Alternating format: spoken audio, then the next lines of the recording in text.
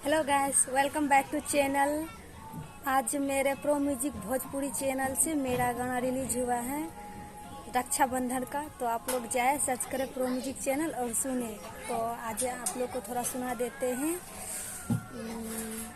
सबके बहिनिया से सावन के महीना बाहो, भौजी हमार भैया या जाना तू घड़ा बाहो।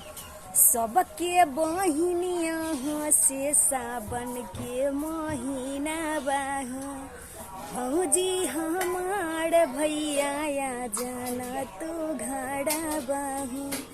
छुट्टी तुलिहा 2 दिन के। तो ये गाना मेरे प्रो म्यूजिक चैनल भोजपुरी से रिलीज हुआ है। तो आप लोग जाए सर्च करें और अच्छा लगे तो लाइक कमेंट शेयर जरूर कीजिएगा। बाय। आज के लिए इतना रहने दीजिए।